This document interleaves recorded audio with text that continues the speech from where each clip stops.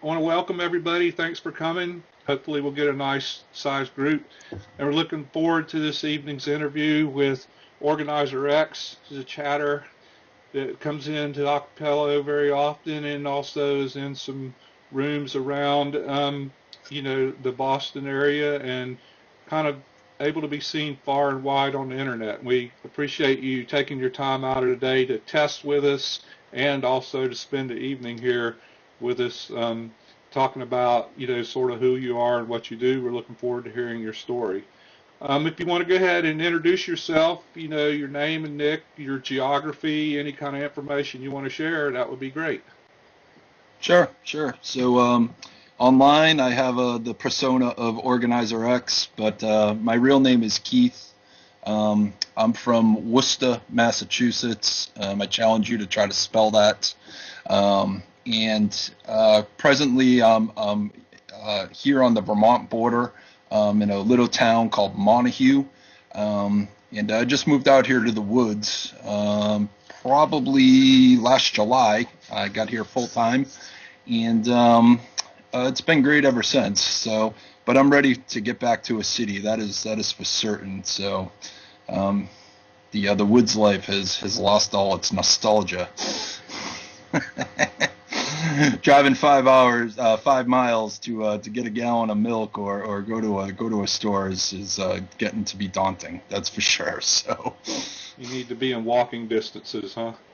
Some of us have that conversation because I live way up in the woods, and we have that back and forth because I like coming to the city for city fixes, but a week is about enough, and otherwise I like it pretty peaceful and quiet. But it just kind of depends on what you're into and what your personality is.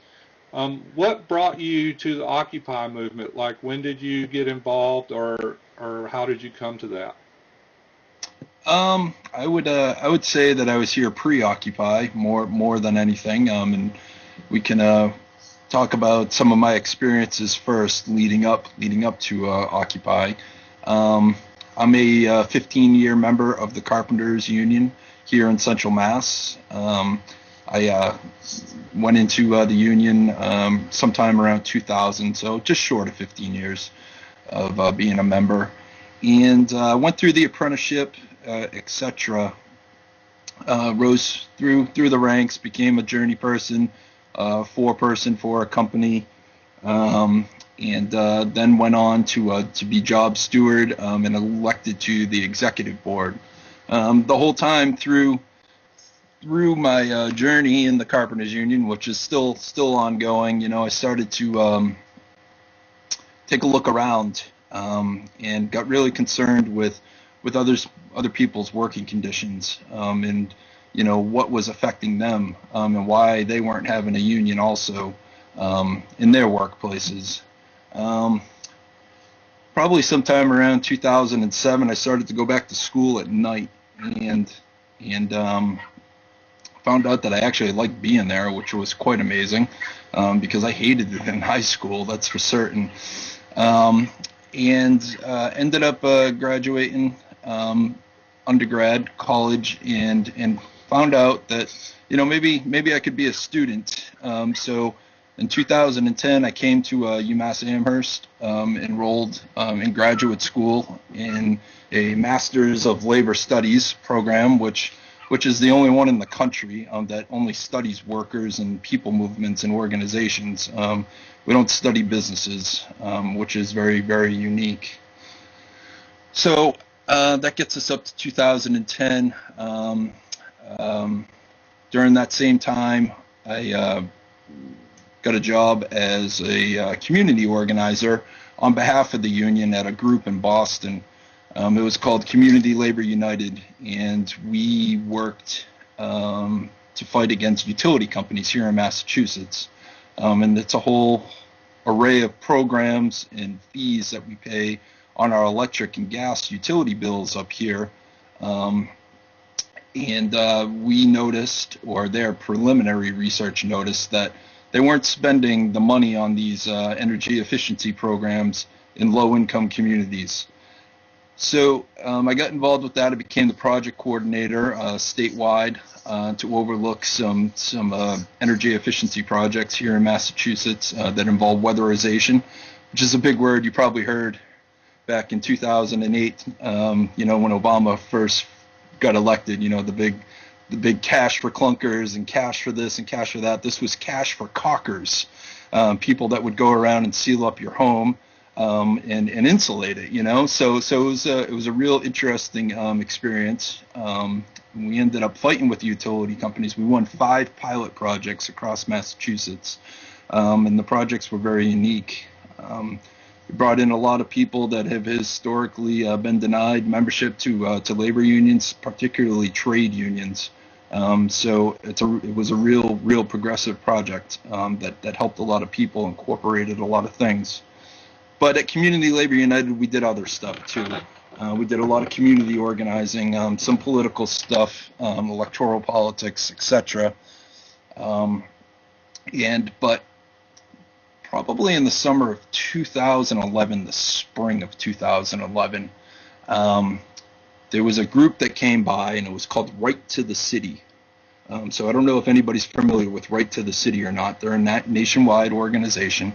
And they came in and told us that they were going to have a direct action of mass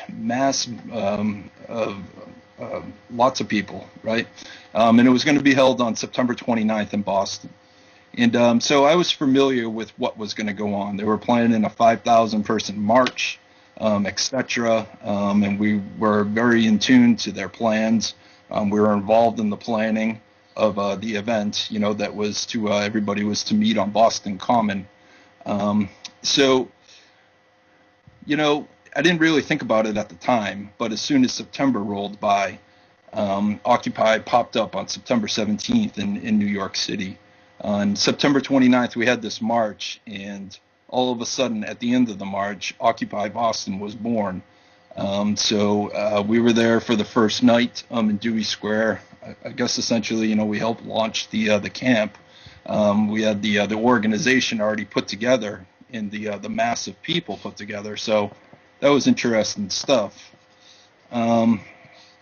So being a student of people movements and labor studies, and having all this background with organizing and labor unions and etc., when Occupy Wall Street popped up, I found it very, very interesting.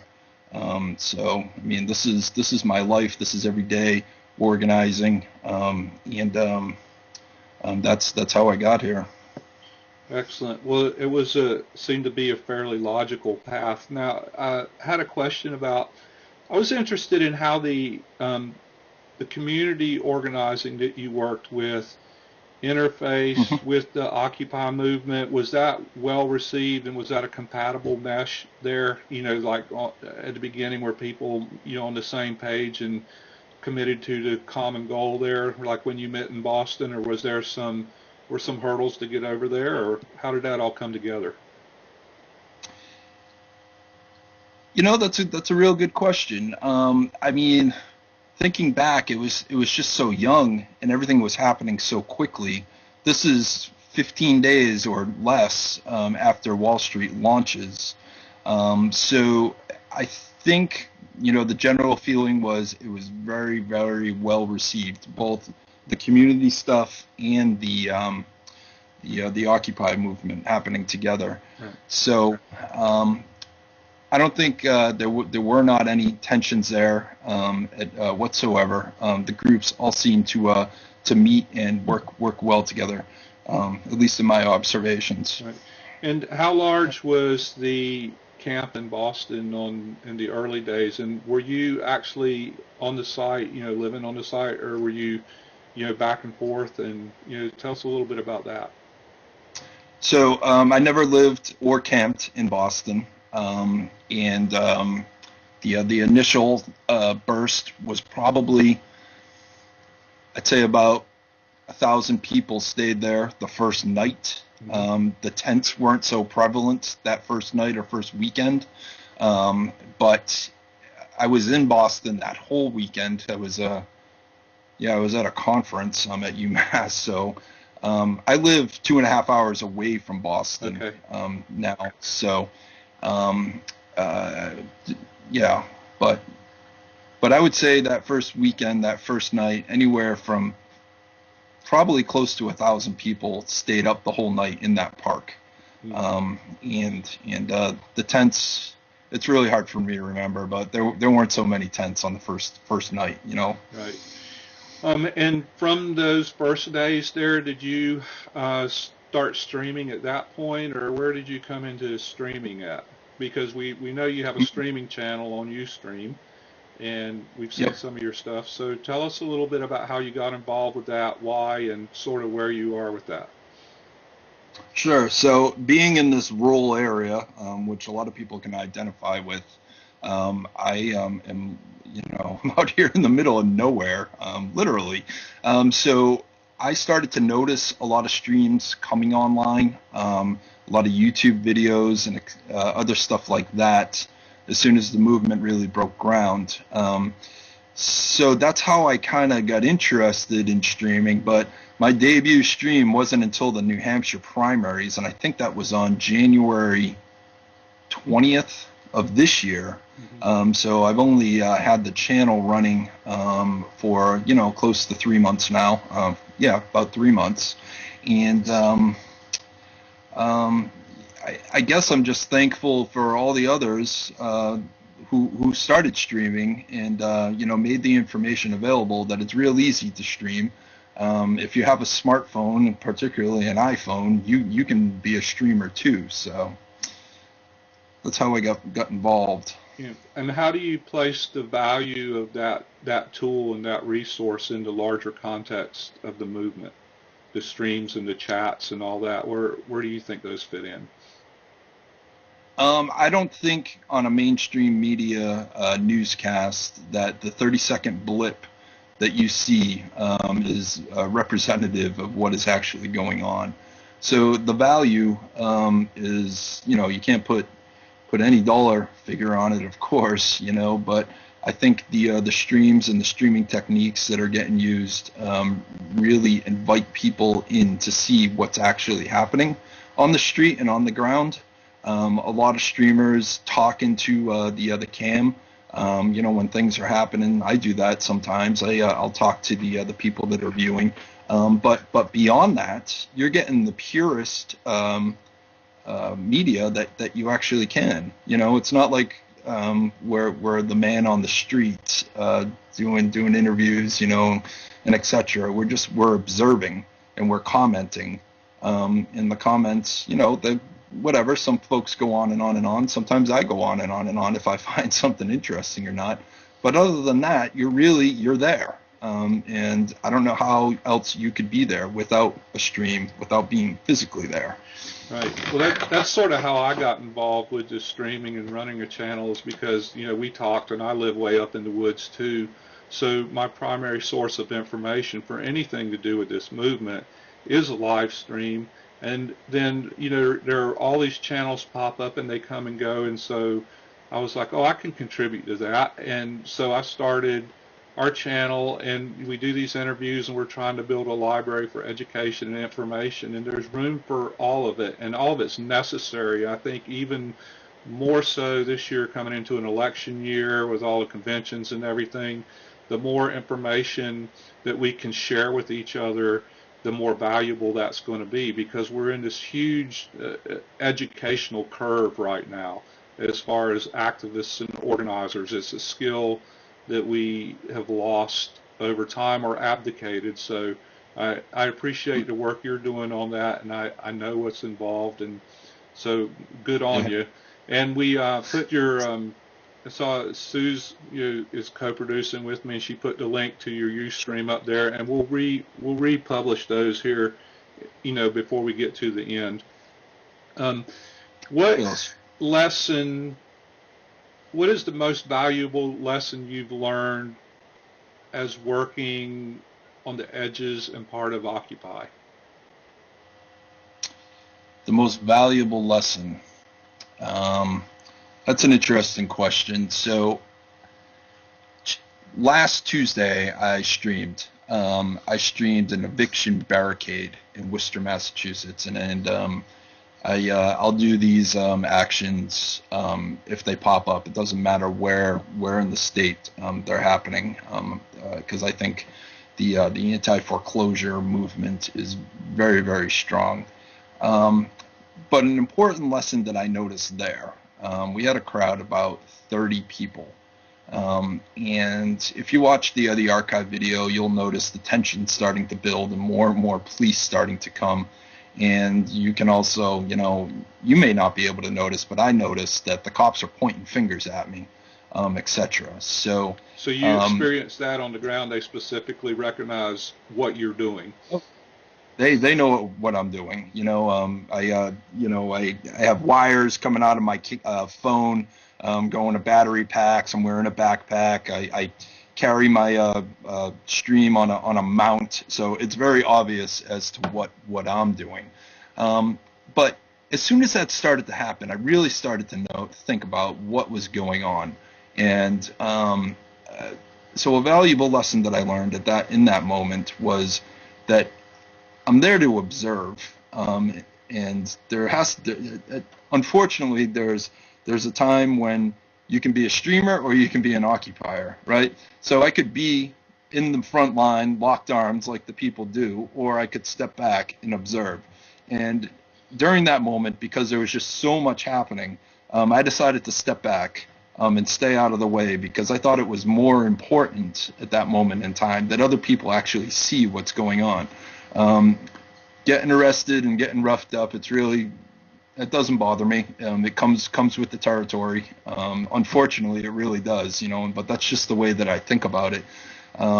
It's like you're choosing what's the most valuable effort you can do at the time, and sometimes recording the event and the existence and documenting stuff is equally or even more important than doing the sit-in and getting arrested. Yeah, absolutely. That's a great way to capture my comments. Yeah, so it was that during that, I stepped back. I knew the police were mobilizing. The people that I was with, they weren't necessarily occupiers, even though there was occupiers there. They were from the Worcester anti-foreclosure team. Which is a new group. It's only 6 months old, so they're learning a lot. But I noticed the cops mobilizing as soon as all the cop cars left, and the moving truck was just sitting there. It's like, oh boy, something's happening here. And sure enough, 10 of them come marching down the street, so they had to go park around the corner. And it was at that point in time I was like, oh boy, they're coming on the property. I decided just to step back and observe. So, and that was ended up being an eviction and foreclosure, correct? Or am I mistaken? It was after the foreclosure process had taken place. So this was an eviction. The bank was there to evict the tenants, and the community had something to say about it. Yeah. The people that were living there were paying rent to the bank, and they couldn't afford the doubling of interest rate or whatever the terms were or whatever happened to them, but they were still willing to pay rent. And that's what's important about the anti-foreclosure movement, is keeping people in their homes. Once homes start to get boarded up in the neighborhood, the next one's going to get boarded up. The next one's going to get boarded up.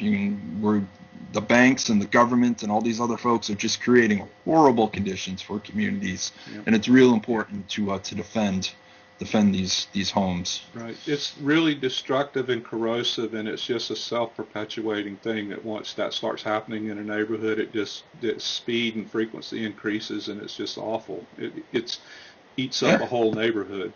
I have just a kind of an odd question just for my own enlightenment. As you were there and the police were around, what was the vibe you were getting from the police? Did they seem like guys that were just doing their job, or did they seem pretty aggressive, or was it like an overly strong display of police presence, or because we see it on the streams, but we don't really have a sense of the vibe sometimes. Yeah, that's interesting, and that actually ends with a funny the funny part of the story, which we'll get to. But the regular I'll call them the younger cops, the ones with no stripes or brass on, were there. They didn't bother to approach us in any manner when they arrived, and that seemed, that was okay. Which was interesting to me because I don't know, they didn't bother to ask anybody to leave. But when the sergeant showed up, the patrol sergeant, he was very, very good. He was an older gentleman. Approached one of the organizers who was there and said, what are you doing? The organizer was very knowledgeable in Massachusetts state law, so they had a long exchange that probably lasted a half an hour of a lot of back and forth, a lot of phone calls, etc., as to what was going on. At 4:45, after they marched down the street and they came onto the property to attempt to enter the home, the police led the moving company and the county constable onto the property, and it was actually really funny. So everybody was locked arms. I was behind them observing and streaming, and the cops just grabbed one guy's shoulder and just shook it like that. It was just like, oh, and the cop turned around and he was like, I don't know what to do. They're not moving. Get off the property. And it was probably the most comical thing that I had seen in a long time. So at that, for that one time, the cops were really good to people. And so but what gets a little more interesting about this whole thing is in Massachusetts, you can only evict from somebody from their home between the hours of 9 a.m. and 5 p.m. This was at 4:45.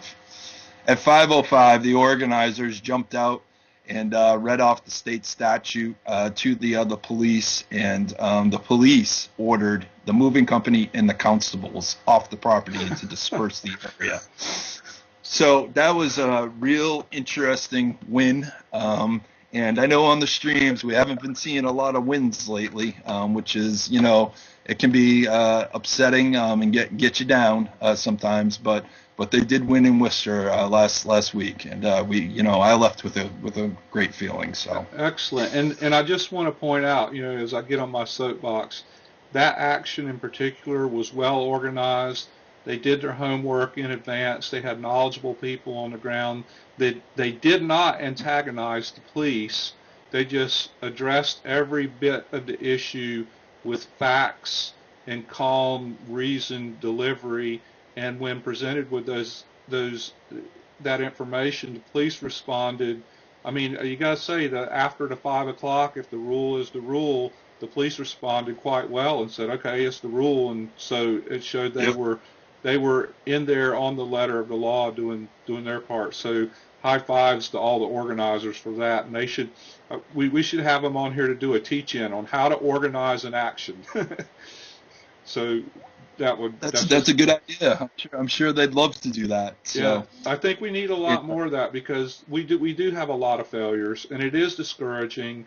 And to watch them, we can see, wow, if this had been better organized or better planned out, it wouldn't have gone this way. And there seems to be a resistance to that. So it encourages me to see groups that are on it, like the Chicago group that did the school and all that. This being another example.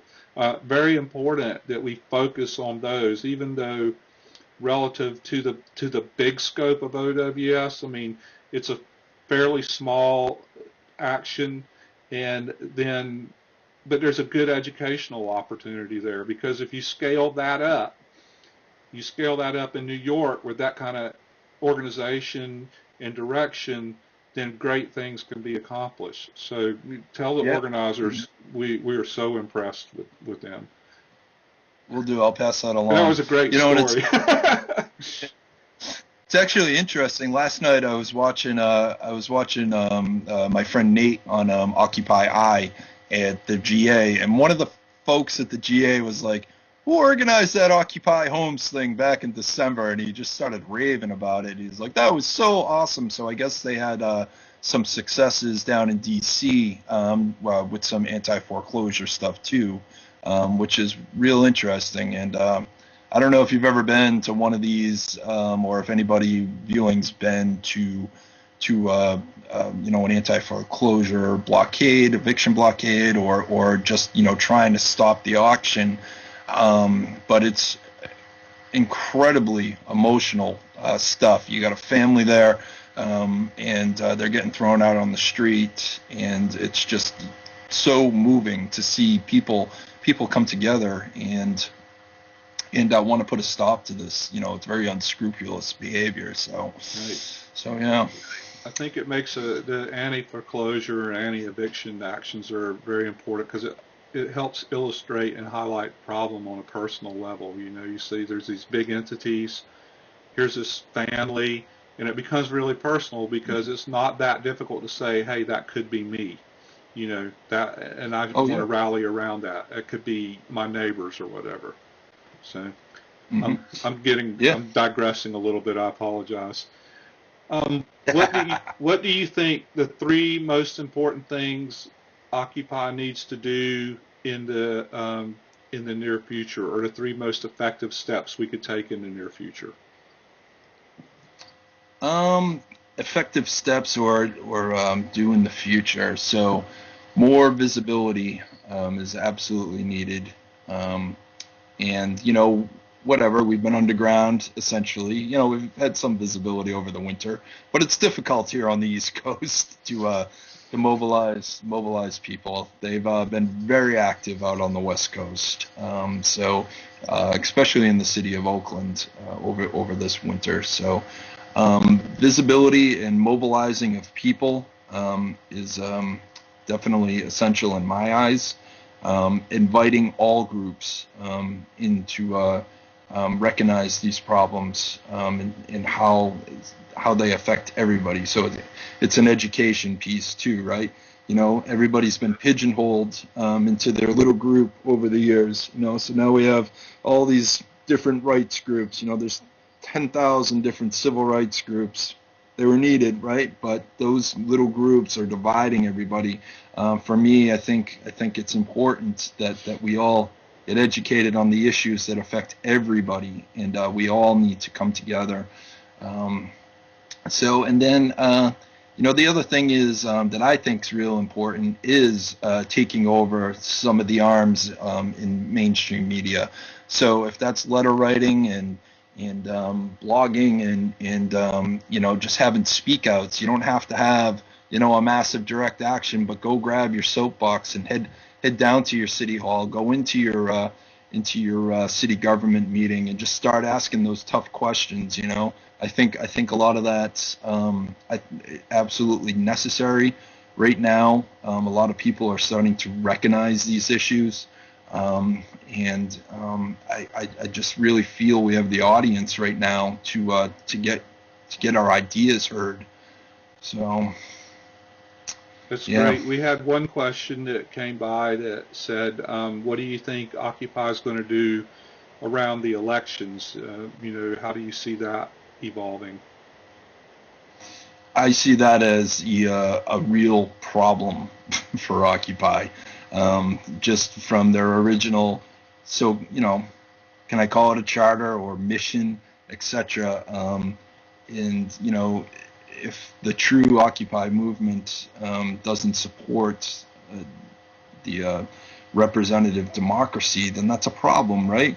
If we're working in this egalitarian non-hierarchical movement, then how are folks going to support these candidates? I think investing time into that is going to really be a burden for Occupy. But I also think that it's a stumbling block that we could get past in the future. But I just really feel that now is not the time to be debating if we're going to support a candidate or not. That's the traditional way of doing business, right? Mm-hmm. And being involved in supporting institutions. That's the problem in this country. You got the right and the left saying institutions are bad.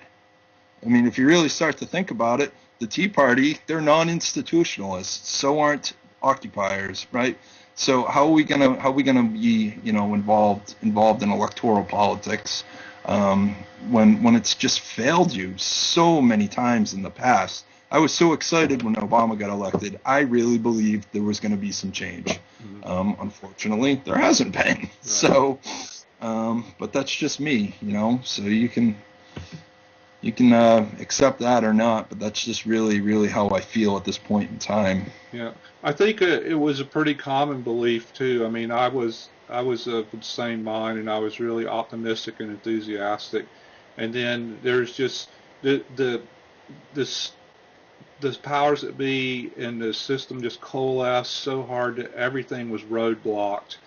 And we talk about this all the time, and we think there's a lot of value in looking towards not the presidential election but the congressional and Senate elections and local elections, because that's where all the roadblocks happen. And the Congress seems to be key because they can just gum up anything. Doesn't matter how good the idea is or how valid it is, they can gum up. So I've been saying, okay, we need to give as much attention to congressional races as we do the high-vis presidential races. And I tend to think, yeah, the system isn't working right now, but it's the only one we have, so we could overhaul that system, take the money out of it, break the greed addiction, and maybe that, but takes some time to do. So yeah, I'm with you on that point. For certain, money out of politics should be the only electoral thing that we really are concentrating on. Right. It's like going into a casino and playing poker. Is the best analogy that I can put it for working people. The guy or the woman across the table has $1 million in chips, and you have 100. And who do you think's going to win? The odds are not in our favor. So that's not democracy. If we're constantly facing these conditions, and I just don't agree with it anymore. So yeah, I think that's a great analogy, and so my response to that is change the game. You have to change the dynamics of the game to where the excess in money doesn't give the leverage, the unfair leverage. So, I mean, that's the big $1 million question, right? Sure. What's going to be your next step? My next step, I got a lot of stuff going on. I travel a real lot. I travel between DC and Boston very frequently. So my next step is to continue to listen. I'm on a listening spree for the last couple of months, and just really trying to examine what's going on. And so I'm going to continue to listen, and I'm going to speak up when it's necessary for me to speak up. That's a kind of a problem I see in the GAs. There's a lot of egos, a lot of people that don't follow their own rules, which is upsetting for me to observe. So for now, I'm just going to keep on listening.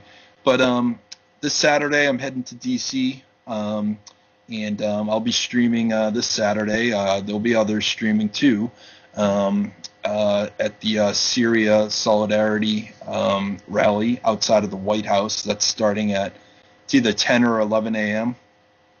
This Saturday, March 17th, also St. Patrick's Day, which is a big step for me not to be here on St. Patty's Day, but that's okay. I'll survive it. But beyond that, I'm looking for a lot of events in Massachusetts in April to bring everybody for viewing. All the way leading up to May Day. I'll be in New York City on May Day, planning a marathon stream, which I'm going to need more batteries for. But I just saw our early schedule today for May Day, so the 7 o'clock marker on the bottom of the schedule says meet at Wall Street to plan for night actions. So I can only imagine what's going to happen at 7 p.m. on Wall Street. So it's real easy to read between those lines, if you know what I mean. Right. But who knows what's going to happen on May Day at 7 p.m. So I'll be doing that. And then I'm actually moving to Washington May 12th. So I'll be at the G8 the following weekend up at Camp David. And all throughout the summer, my camera is going to be on anytime down there, anywhere in D.C. I'm going to be living there. There's going to be a lot of activity down there leading up to the election. And I really, really look forward to bringing the content. So. Well, of course, keep us posted, and we'll be glad to shadow it with anything. We like to keep in touch with our people on the ground and, help get the message out. And we appreciate all your hard work, because I've done a little bit of this stuff, and people, I think, don't get it that streaming in the field is a lot of work. It's grueling, and it's exhausting, and it's challenging as far as equipment and environment. So we really appreciate the efforts you guys are all making on the ground, so we can see what the real deal is. Thanks. Yeah, you're right. It's stressful at times when you can't get the connections to work, and and then you got it back in the back of your head. Does this look like crap right now? And it's just like, oh well, you just kind of have to go with what you got. So yeah, and it's also a bit of an investment to really be capable to go for 24 hours straight between batteries and hotspots and other things. So yeah. What kind of rig do you have, just for the people who are interested in that? I know Sapphire and Rev are starting up a channel, and I do stuff, but just what do you use to stream with, roughly? Hold on one sec. Okay. I actually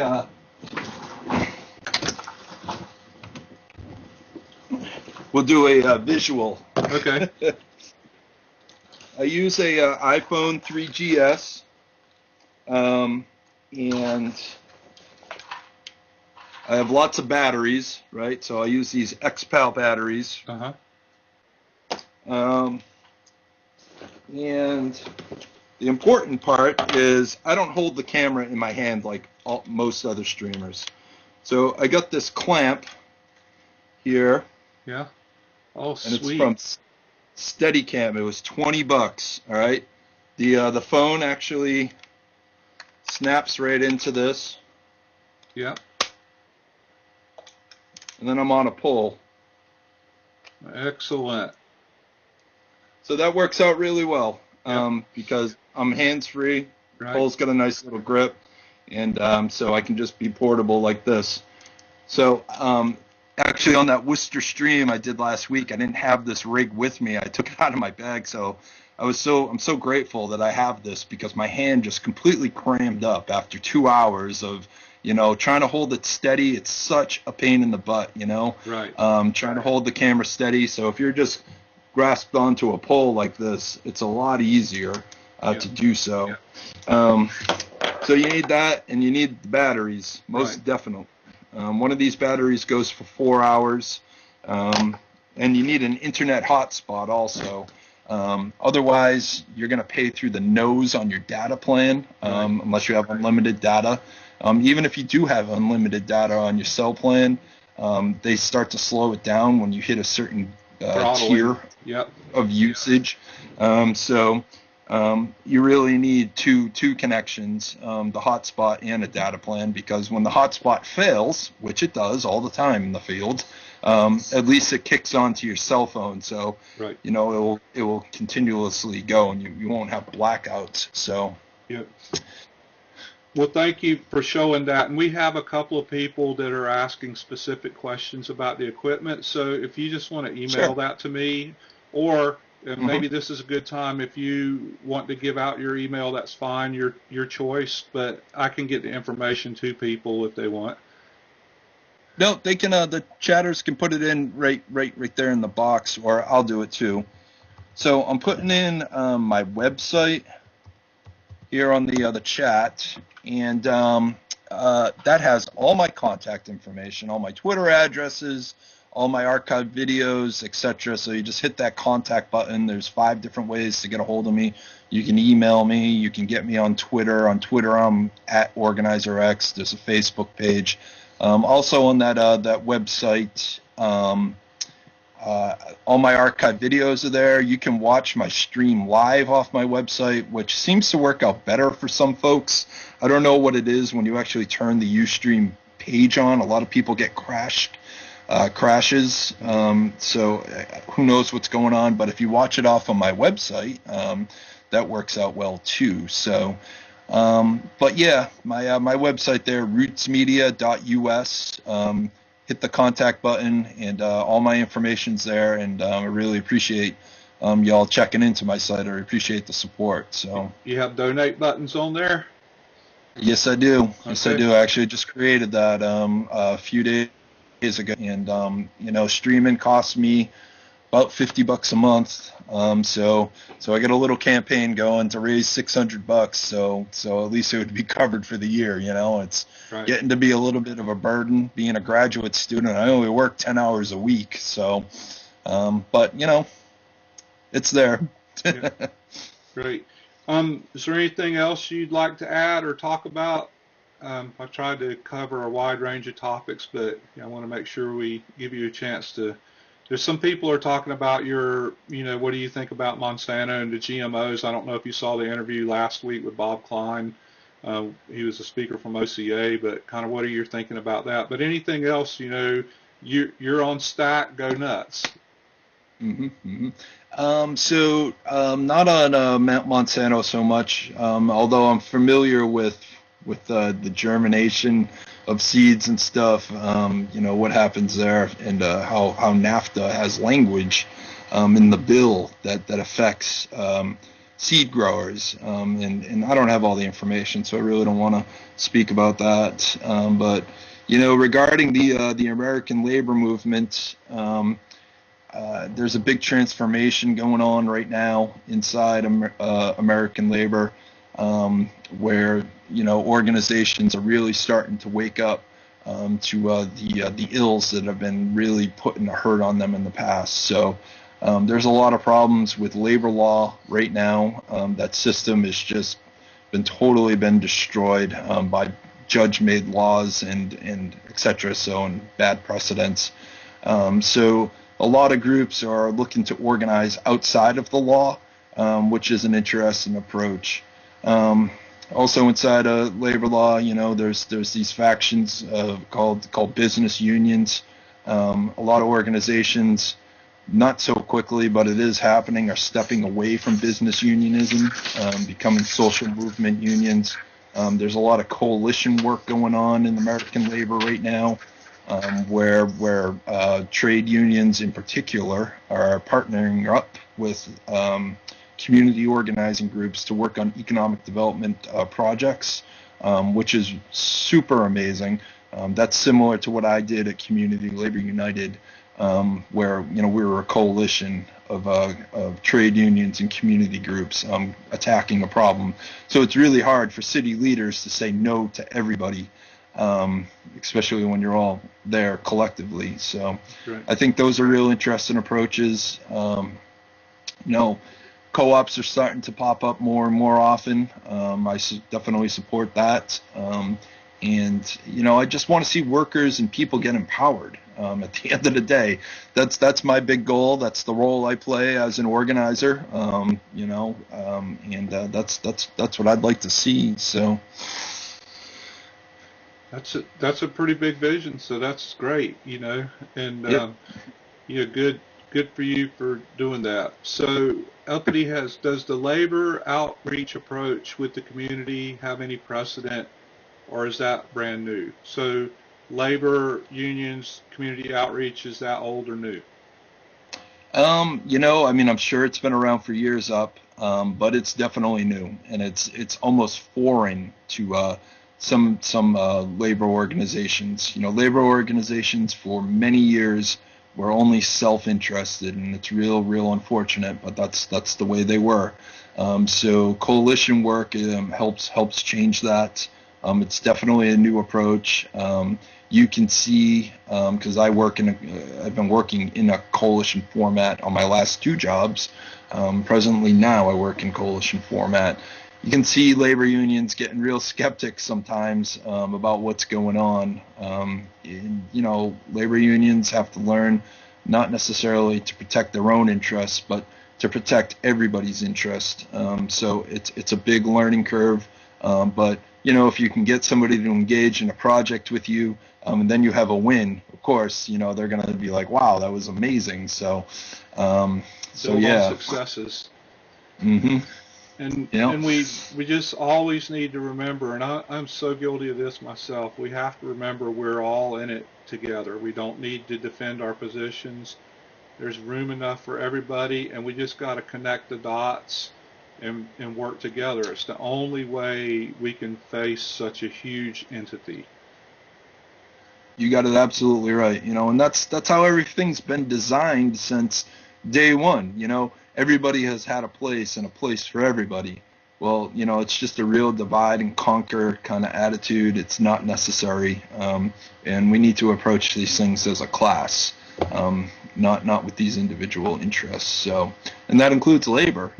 There's 67 active unions inside the AFL, CIO, American Federation of Labor. That's just not necessary. Does that even make sense? I mean, how's the boardroom meeting going with 67 different representatives trying to decide on an issue? It's just impossible. So I think labor really needs to consolidate, and they could be a lot more powerful in the long run. So. Well, we have a lot of missions to accomplish, but we need to chip away on them. So, are there any more questions from the chat stream? We'll see if some people will have anything else for you. Yeah. And if not, let's go ahead, Sue, if we can throw up, okay, Mr. X just put it up. And also his Twitter is @OrganizerX. So let's do that so you can follow him. What's Ping asking about different contracts? Can you retype that, Ping? I think she's wondering if each of the different 67 unions have 67 different contracts to be involved with. Yeah. Yo, they have more than 67 because each group has 100 different contracts. So so there's somewhere in the neighborhood of 12 million active union members in the United States right now, and you got to figure each bargaining unit. In a workplace is probably 50 to 500 workers. So somebody get their calculator out real quick, divide 500 by 12 million, and that's how many different union contracts are out there on the street right now, all with different language, all with different terms, standards, etc. So just that system, I mean, just think about what it takes to design, implement, and monitor that kind of system. It's just too much, Huge so bureaucracy. Yeah, exactly. So hopefully that clears that. Yeah. Uppity is asking, I think, a good question about, she says the nurses unions are very pro-OWS, but do you have a feel for how other unions respond to Occupy? In trades where I come from, so I observe a lot of trades, they appreciate the work of OWS and support the work of OWS. I think on the larger national scene, the national leadership of all these unions all support OWS. It's when you get down into the locals, it's where you could potentially see some pushback or problems or some discussions that you would be would blow your ears off and be like, what do you mean you don't support that? But I mean, that's labor's own fault for not educating its members, for not organizing its members. And I don't think it's really that heavy of a lift to get all 12 million union members on board to support OWS. So in the larger scene, yeah, absolutely. Labor and OWS are a great natural fit. And labor can thank OWS for doing what it's doing, for reinvigorating its membership, and for helping to wake up the sleeping giant. 12 million people is a lot, is what it comes down to. Well, I think it's great because in that kind of example, in my mind, you're one of the bridge builders because you are on both sides of the equation and you can see the value and you're helping educate, both sides. And we just Right. need more of that. And I think a lot of us have come to the conclusion education and information is key to getting this movement coalesced and together and being a powerful block. So thank you for Hmm. your part in that. Um, so I think the questions are kind of tailing off, and I wanted to thank you so much for talking with us and spending the evening and for helping me do the tech test because I think it paid off really tonight. I appreciate Yeah. that. Good Hmm. work. And I wanted to thank Susie and Sapphire for being on to mod and Susie for co-producing and for all our people who dropped into chat. I really appreciate it. And, it means a lot to me that you guys are watching. Be sure to tell your friends about it. Give them Mr. X's sites. Let's watch him. We'll try to shadowcast them on OPN, and we'll just share the good news, and we'll just move forward. It's going to be a busy spring. And sir, I hope Absolutely. you have a good week, and you got a lot coming up on your plate. Just be safe and smart, and keep in touch, please. Thanks, Mark. I appreciate that. All right. Have a good evening, All right. and we'll All righty. talk soon. All right. Take care. All right. Bye.